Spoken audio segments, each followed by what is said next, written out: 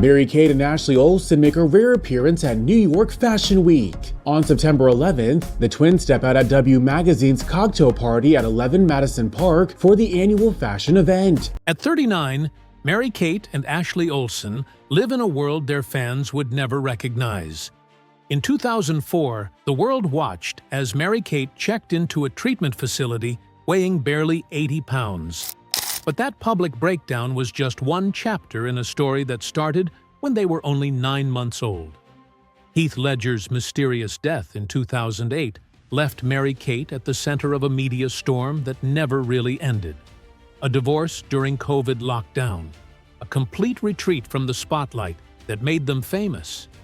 The twins who built a billion-dollar empire before they could drive now spend their days hiding from the machine that created them. Today, we're uncovering the heartbreaking truth about how the Olsen twins really live. The beginning. Exploited from 9 months old. Mary-Kate and Ashley Olsen were born on June 13, 1986, in Sherman Oaks, California. 9 months later, their mother brought them to an audition for a new ABC sitcom called Full House. The producers had a problem. Child labor laws limited how long a baby could work on set. Their solution was simple and kind of genius in the worst possible way. Hire twins. Switch them out when one got fussy. The audience would never know the difference. That decision changed everything. From June 1987, when Full House premiered, the Olsen twins became Michelle Tanner. Except they weren't really Michelle Tanner. They were two separate babies doing the job of one fictional child, working hours that would be illegal today. While the show pretended Michelle was one adorable kid, behind the scenes, two infants were being rotated through 10-hour shooting days. Their parents signed the contracts. The babies couldn't exactly say no. By the time they were 6 years old in 1992, something remarkable happened.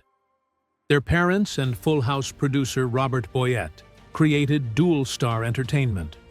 On paper, it looked like the twins owned their own production company. In reality, it was a machine designed to extract every possible dollar from their fame. The company didn't belong to them. They belonged to the company. While other 6-year-olds played with dolls, Mary-Kate and Ashley were the dolls. Their faces appeared on lunch boxes, backpacks, video games, and direct-to-video movies that flooded Walmart shelves. The work never stopped. Between 1992 and 2004, they starred in dozens of movies and TV shows. They had multiple product lines. Their images were licensed for everything from board games to furniture. Industry insiders later revealed that the twins worked 12-hour days regularly. They filmed multiple projects simultaneously. There were no normal weekends, no regular school with regular friends, just scripts, costume changes, and business meetings about products bearing their names. Here's the truly disturbing part. By their 10th birthday in 1996, the Olsen twins were worth an estimated $1 billion. They were the youngest self-made billionaires in American history. Except they didn't make anything. Adults made products. Adults made decisions. Adults collected the money. Mary-Kate and Ashley got allowances like regular kids. They saw none of that $1 billion until they legally gained control at 18. For over a decade, they generated wealth they couldn't touch, working jobs they couldn't quit, living lives they didn't choose. The tabloid nightmare begins. The public's obsession with the Olsen twins took a dark turn around 1997. Mary-Kate and Ashley were 11 years old when paparazzi photographers started following them everywhere. Not just at events or premieres, everywhere. School, the grocery store, walking down the street. At that age, most kids worry about homework and whether their crush likes them back. The Olsen twins worried about grown men with cameras hiding in bushes. Then, the situation escalated dramatically.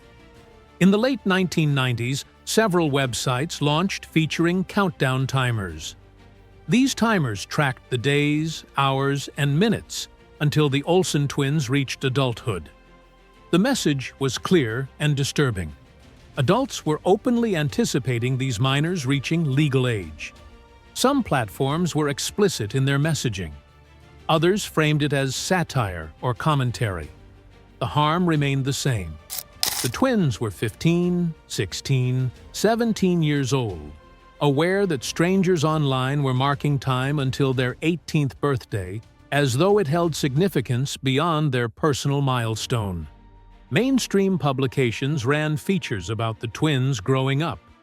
Magazines printed photo features examining their physical development. Television programs made commentary about their appearances. Entertainment coverage treated their adolescence as public entertainment. Mary-Kate and Ashley understood early that many viewed them not as individuals. They were commercial properties being repositioned for a different demographic. The twins handled the scrutiny in contrasting ways. Mary-Kate began pushing boundaries. She appeared at nightlife venues. Images of her with cigarettes surfaced in gossip media. She dated people older than herself. She adopted increasingly bold fashion choices. Ashley took another approach. She projected flawlessness. She cooperated with photographers. She delivered measured statements in interviews. She fulfilled the expectations placed upon her. But strain was building in both their lives. By 2001, observers noted Mary-Kate's changing appearance. Initially, the shifts were gradual. Then they became undeniable. Photographs showed progressive physical changes over months. The same outlets that had previously focused on her in inappropriate ways now scrutinized her body through a different lens. They published comparison images with alarming headlines about her transformation. They aired speculation about potential health concerns. They featured commentary from individuals offering assessments based solely on images. And circulation numbers rewarded this coverage. New York, Minute, the beginning of the end. In May 2004, Warner Brothers released New York Minute, a theatrical comedy starring Mary-Kate and Ashley. The studio spent over $10 million making it. They assumed the twins' built-in fan base would show up. They were wrong. The film made only $14 million total. Critics destroyed it. Roger Ebert called it inexplicably mediocre. Other reviews were even harsher. Some questioned whether the twins could actually act, or if they'd just been cute children reading lines. The failure hit hard. This was supposed to be their transition from child stars to adult actresses. Instead, it proved that audiences had no interest in watching them grow up. The Olsen twins had built an empire on being adorable children. At 17, they weren't children anymore, and nobody seemed to care. New York Minute became their last theatrical film. It marked the moment they realized something crucial. The entertainment industry had used them up and moved on. But the movie's failure was nothing compared to what happened next. On June 22, 2004, less than 2 months after New York Minute bombed, Mary-Kate's family staged an intervention. She was days away from her 18th birthday. She weighed approximately 80 pounds at 5 feet 2 inches tall. Her family was terrified she would die. They convinced her to enter a treatment facility in Utah specializing in eating disorders. The tabloids went absolutely insane. Paparazzi camped outside the facility. Reporters called it breaking news.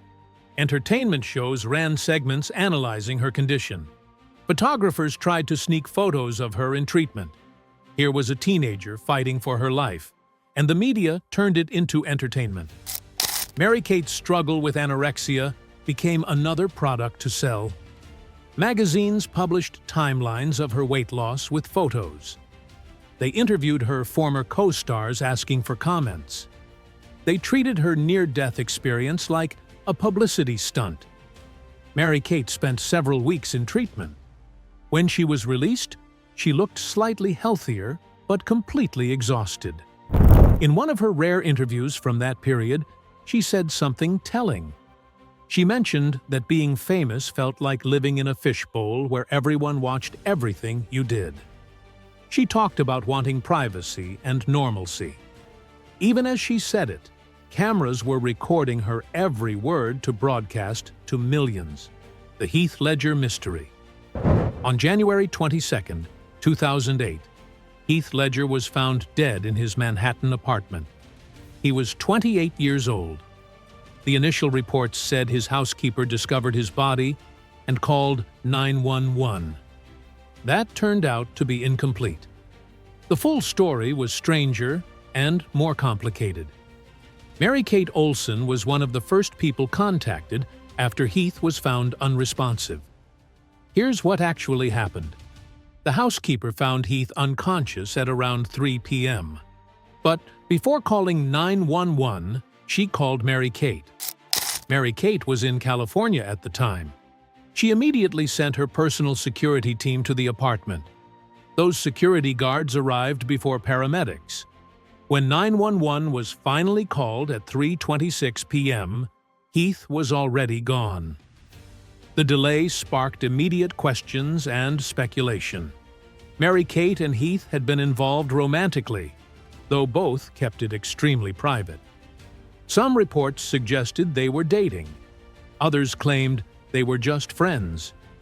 Heath's family later confirmed there was some kind of relationship, but the exact nature of their connection died with him. What's known for certain is that Mary-Kate cared enough about Heath that she was on his housekeeper's emergency contact list, and that when he died, she became part of the story whether she wanted to be or not. The media circus that followed was brutal. Investigators wanted to interview Mary-Kate. She initially refused to cooperate without immunity from prosecution. That decision, while legally smart, looked terrible publicly. Tabloids ran wild with speculation. Some suggested she had provided Heath with substances. Others implied she knew more than she was saying. Conspiracy theories spread across the internet. The truth was probably simpler and sadder. She was a 21-year-old woman who lost someone she cared about and had no idea how to handle the public scrutiny. The Fuller House rejection. In 2015, Netflix announced plans to revive Full House with a sequel series called Fuller House. The original cast started signing on. Bob Saget, John Stamos, Candace Cameron Bure, Dave Coulier, Lori Loughlin. Everyone except Mary-Kate and Ashley. Netflix reportedly offered them substantial money to appear, even just for a cameo. The twins said no. John Stamos publicly expressed disappointment. He told reporters he'd tried personally to convince them. Other cast members made similar comments. The media treated their refusal like a betrayal. Articles questioned why they'd reject easy money and a chance to honor their past. But the twins had made their position clear years earlier. In a 2014 interview, Ashley said returning to acting would feel like a step backward. She explained they'd built new careers and new identities. Going back to Full House meant going back to being those children everyone remembered. The decision revealed something important about where the twins were mentally. Netflix was offering millions of dollars for probably a few days of work. That kind of money for that little effort is what most actors dream about. But Mary-Kate and Ashley didn't need it. More importantly, they didn't want it. They'd spent their entire lives being Michelle Tanner. They'd finally escaped that shadow. No amount of money was worth stepping back into it. The Row. Success through invisibility. In 2006, while still dealing with the aftermath of her treatment and the media's obsession with her recovery, Mary-Kate co-founded The Row with Ashley. The luxury fashion brand was everything their childhood empire wasn't. It was exclusive, expensive, intentionally inaccessible to most people. A simple t-shirt cost $300. Their handbags went for thousands. The clothes had no logos, no branding, nothing to indicate who designed them. The fashion industry didn't take them seriously at first. Two former child stars launching a luxury brand seemed like vanity project nonsense. But the row was different. The clothes were actually good. Really good. The craftsmanship was exceptional. The designs were subtle and sophisticated. Fashion editors who'd mocked the twins for years started writing glowing reviews. By 2012, the row had won the CFDA Women's Wear Designer of the Year award. Mary-Kate and Ashley had achieved something remarkable. They'd become successful in a completely different field by being the opposite of famous. The row's success was built on the twins' absence. They rarely did interviews. They never appeared in their own advertising. They skipped fashion shows when possible. When they did attend events, they wore mostly black and barely smiled for cameras. It was a deliberate strategy. They'd learned that their faces sold products when they were children. As adults, they wanted their work to speak for itself. The less people saw of Mary-Kate and Ashley Olsen, the more seriously people took the row. They launched a secondary brand called Elizabeth and James in 2007, named after their younger siblings. This line was more accessible and affordable. It was sold in department stores instead of exclusive boutiques. Between the row and Elizabeth and James, the twins had built a fashion empire worth hundreds of millions. And they'd done it without exploiting their fame. In fact, they'd done it by actively running from their fame. Mary-Kate's marriage disaster. In 2015, Mary-Kate married Olivier Sarkozy in a private ceremony in New York. Olivier was 46. Mary-Kate was 28. The age gap was notable, but not the weirdest part. Olivier was the half-brother of former French President Nicolas Sarkozy. He was a banker. He had 2 kids from a previous marriage who were only slightly younger than Mary-Kate. The relationship seemed strange from the outside, but Mary-Kate appeared happy, or at least content. The marriage lasted 5 years. By early 2020, things had clearly fallen apart. Mary-Kate filed for divorce in April 2020, right in the middle of COVID lockdown. New York courts had temporarily stopped processing divorces, except in emergencies. Mary-Kate's lawyers argued it was an emergency. They claimed Olivier was forcing her out of their apartment and that she needed the court's intervention immediately. The request was denied. She was legally stuck in a failed marriage during a global crisis. The details that emerged were messy. Olivier had reportedly told Mary-Kate she needed to move out of their shared home by May 18, 2020. She had nowhere to go during lockdown. Her lawyers argued that Olivier was terminating their lease without her consent, effectively making her homeless. The court documents painted a picture of a relationship that had completely broken down. There were no allegations of physical harm, but the emotional toll was obvious. The divorce was finalized in January 2021. Mary-Kate moved on quickly and quietly. Olivier moved on even faster. By mid-2021, he was already in a new relationship. For Mary-Kate, the marriage became another example of how her private life kept becoming public drama. She'd married someone who seemed stable and mature. It ended with court filings and tabloid speculation. Even when she tried to live normally, the universe seemed determined to make it weird. Ashley's quiet survival. While Mary-Kate's struggles played out publicly, Ashley managed to maintain more privacy. She dated less publicly. She avoided scandals. She gave fewer interviews. But that doesn't mean she was fine. People close to the twins have mentioned Ashley's struggles with anxiety and obsessive tendencies. She reportedly had routines and rituals that helped her feel in control.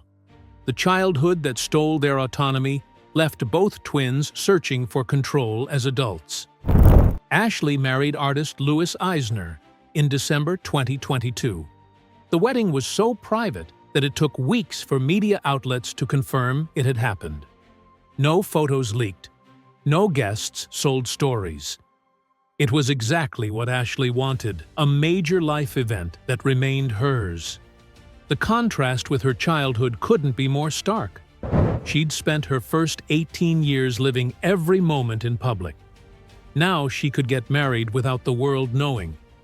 Reports about Ashley describe her as intensely private and particular. She's known in fashion circles as professional but distant. She doesn't do small talk. She doesn't network at parties. She shows up, does excellent work, and leaves. Some interpret this as coldness. Others recognize it as self-protection.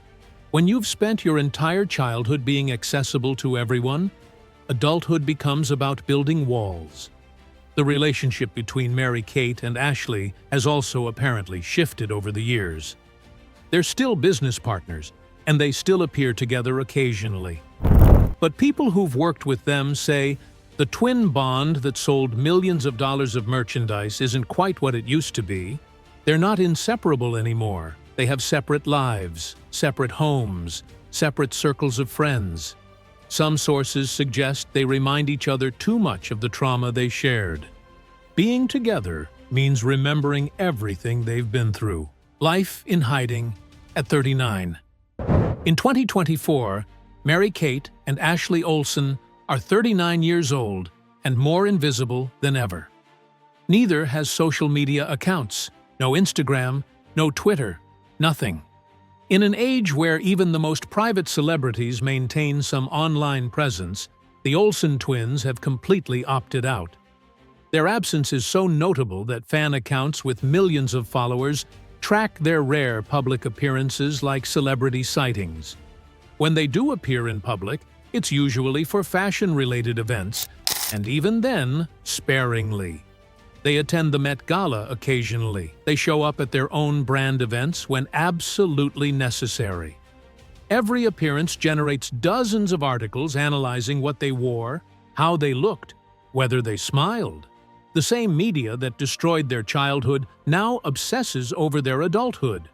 Paparazzi photos of them walking down the street in New York become news items. Both twins reportedly own apartments in expensive Manhattan buildings with private elevators and underground parking.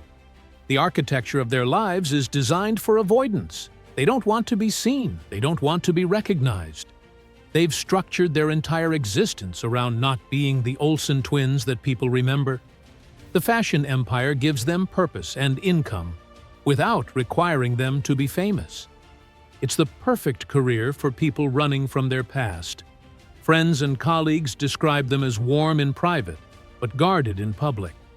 They're reportedly funny and smart and deeply knowledgeable about fashion and art. But they share none of that with the world. The public gets nothing. No interviews about their personal lives. Just silence. And that silence says everything about what fame did to them.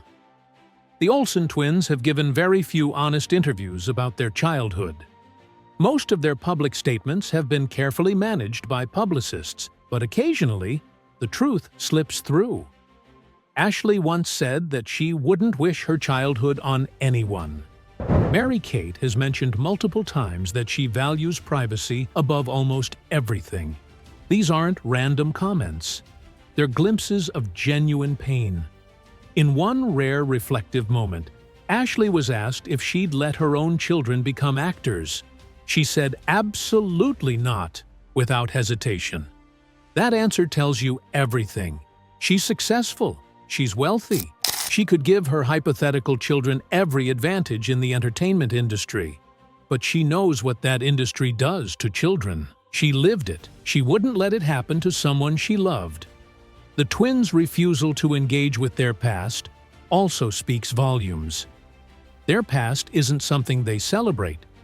It's something they survived. The difference matters.